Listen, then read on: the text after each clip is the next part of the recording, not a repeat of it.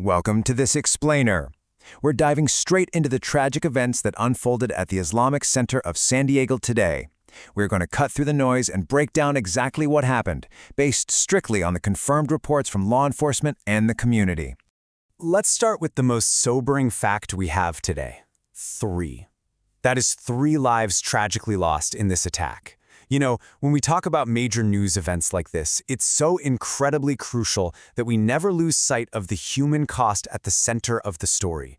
Behind the headlines, 3 families and really an entire community are permanently altered.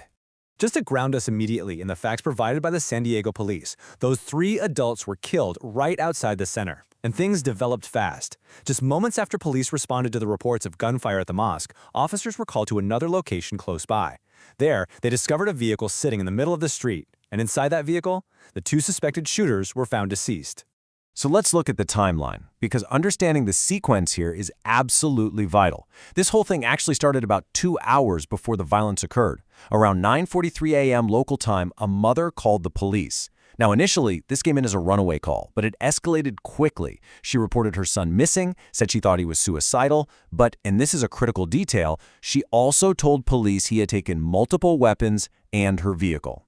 Fast forward to 11:43 a.m., and that's when those harrowing active shooter calls started pouring in from the Islamic Center. Then, as the afternoon progressed, those suspects were located in that vehicle near the scene. Now let's pivot to the suspects. What's really striking about this investigation is just how fast law enforcement, we're talking both the San Diego police and the FBI, started piecing together the timeline and the profiles of the perpetrators.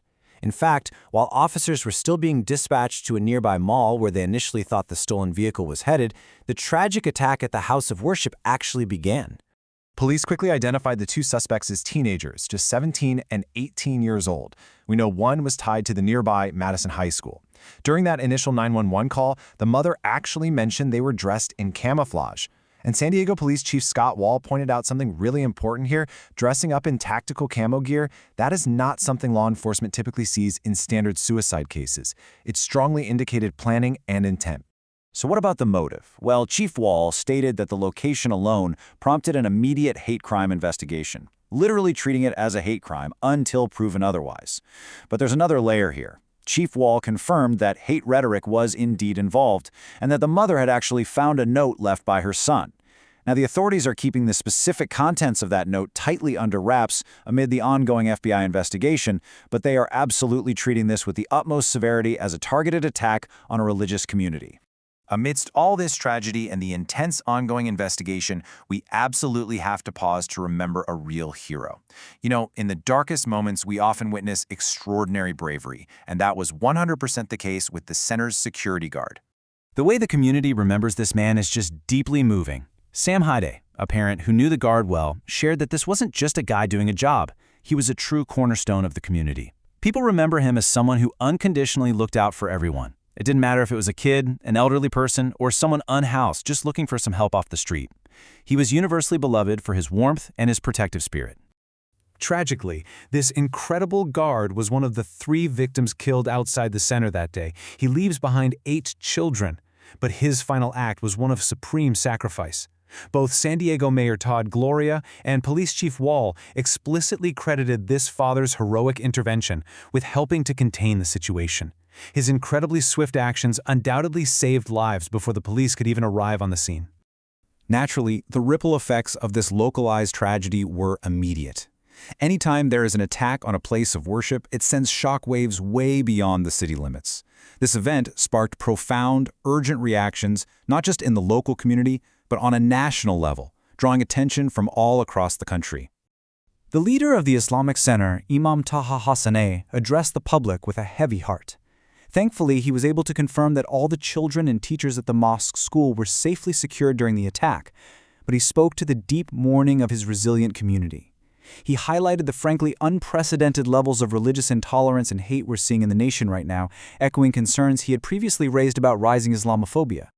At the state level, the response was very swift. California Governor Gavin Newsom put out a strong statement expressing his horror that a community space, a place where families and kids gather in peace, was shattered by gunfire. He offered his deep condolences to the families and the San Diego Muslim community, making it crystal clear that worshipers anywhere should never have to fear for their lives. And the gravity of this reached the highest levels of the federal government right away. At the White House, President Trump confirmed to reporters that he had been briefed on what he called a terrible situation. He mentioned he was receiving early updates and that his administration is monitoring the ongoing investigation extremely closely. All of this really underscores a much broader national concern surrounding religious freedom and basic safety. Right after the San Diego attack, Temple Israel, which is a synagogue in Michigan that was itself the target of a violent attack just a couple of months prior, released a really poignant statement. They are currently lobbying in Washington for $1 billion in federal funding to help protect houses of worship across the U.S. And they made a powerful point. Sequential attacks on a synagogue and now a mosque prove that securing these sacred spaces is no longer optional, it is an absolute necessity. Which brings us to our final thought. During his address, Imam Hassan stated that every single one of us, parents, the media, elected officials, law enforcement, we all share the responsibility of protecting our society. He left the public with a defining challenge, and it's exactly the question we want to leave you with today as you process this explainer. In the face of unprecedented intolerance, how do we actively create a culture of love? Thanks for spending time with us on this important topic today.